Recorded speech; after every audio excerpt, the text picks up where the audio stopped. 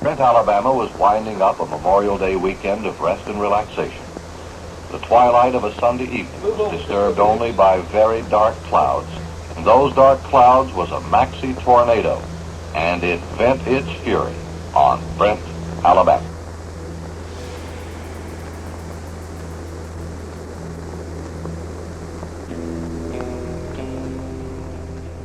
Sunday, May 27th, 1973. Meteorologists Dale Black and Bob Coe were tracking supercell thunderstorms on radar crossing from eastern Mississippi to areas near the West Alabama cities of Demopolis and Greensboro. Greensboro lies only a few miles southwest of their current position at the National Weather Service's Centerville radar site, which provides key information to the Birmingham NWS office. They are joined by Centerville press reporter John Brasher, who was observing operations on the day in hope of giving citizens insight into how severe weather is warned. Radar data of the previously mentioned storm over Greensboro reveals a hook echo, a strong indicator that a tornado was on the ground not far from their location. Dale Black picks up his grease pencil and begins creating a storm track to determine what areas would need to be warned of the approaching monster. Dale comes to a worrying conclusion before informing Coe and Brasher that if the tornado remains on the ground for the 8 miles between its current position and Centerville, it would likely directly impact the National Weather Service radar site. Brasher and Dale Black decided to have a look outside to get a visual on the approaching storm, with Brasher recalling the scent of hay riding into Centerville on a humid breeze. Unfortunately, Alabama is not the Great Plains, and looking for highly visible storms dropping easily seen tornadoes is typically a fruitless endeavor. Deep south tornadoes are often obfuscated by rain and thick vegetation, meaning even if the tornado was headed towards Centerville, visible signals would likely come too late to be helpful. Deteriorating conditions force the pair back inside before the trio experience a sudden discomfort in their ears. Bob Coe looks at Brasher with concern, realizing that Dale Black's premonition had come true and they might have put the reporter in serious danger. A drop in barometric pressure causes our ears to pop as if our bodies were changing elevation. This is very often associated with tornadoes, as very few things can create a baro drop that intense at or near sea level. For those present at the Centerville radar site, this cue was likely vital to their safety. The trio used the warning provided by their ears and take shelter from the approaching tornado, finding safe harbor in a hallway near the building's lobby. A moment later, the tornado had passed and they were thankfully left unhurt. However, they would look up to find that the roof of the building had been sheared off, destroying the radar as well.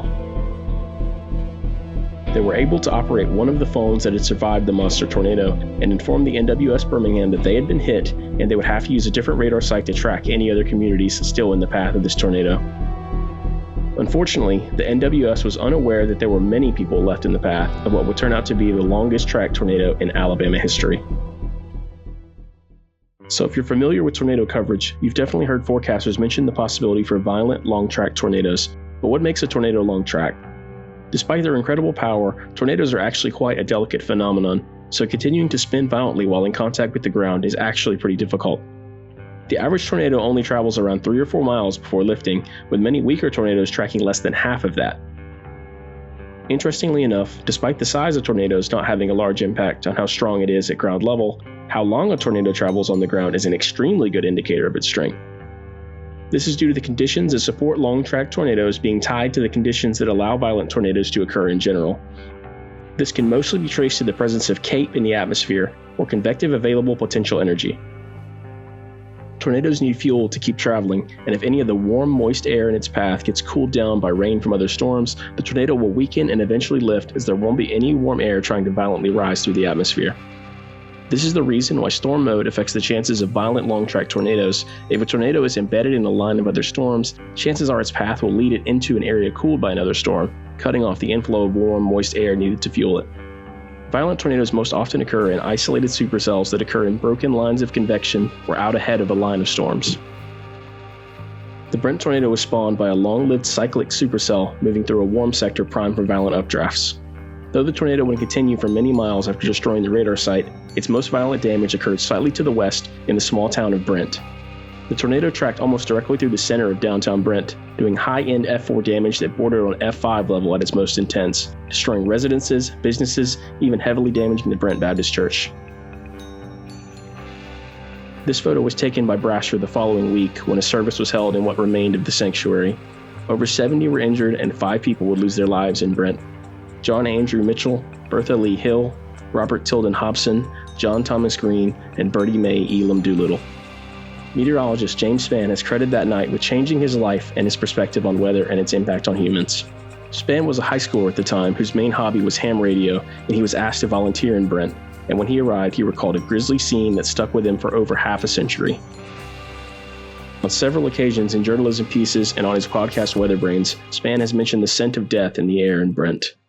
And I have never seen anything like that in my life. I will never forget the sights and the sounds and the smells of what we saw.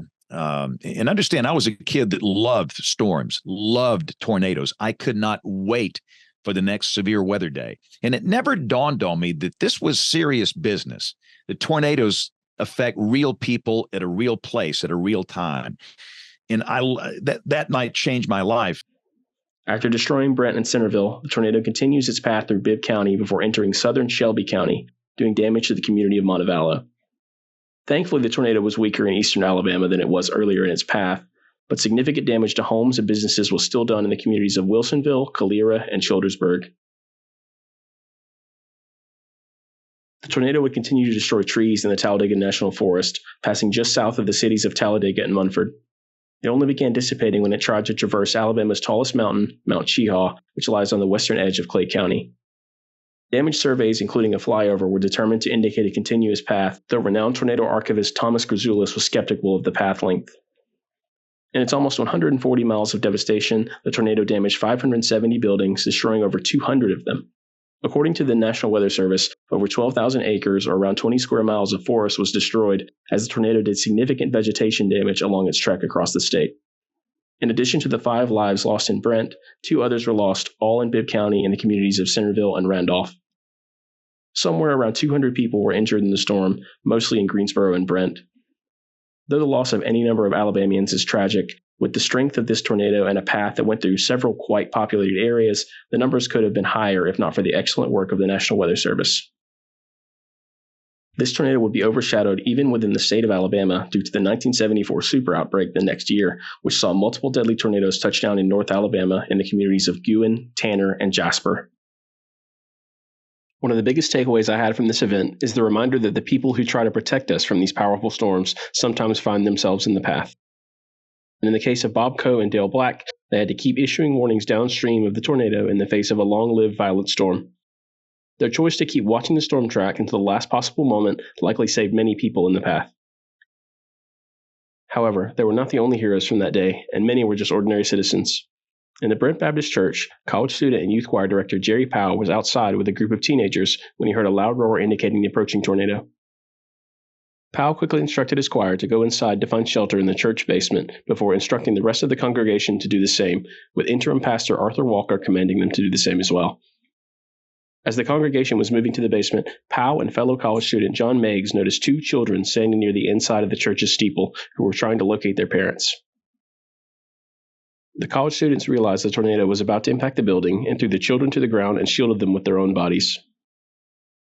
Fortunately, the steeple was among the only structures not felled by the tornado, and all 4 survived. One of the 5 fatalities in Brent did occur in the church. Andrew Mitchell was of poor eyesight and was crushed by a falling wall just moments before reaching safety. While losing even one life in a tornado is too many, Pastor Walker believed that if not for the quick thinking and perception of Jerry Powell, it was quite likely much more of the congregation would have been killed. A big thanks to Alabama Weather Blog's Bill Murray, whose excellent article on this tornado was a great resource for the video, as well as Brasher himself's website on the event, which is the main source of the rare photos found in the aftermath.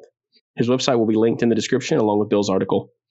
Remember that you don't have to be a meteorologist to be a hero in severe weather situations. Simply encouraging others to follow weather safety protocols, or even just sending a text message that they might be in the path of a tornado, can be enough to save someone's life.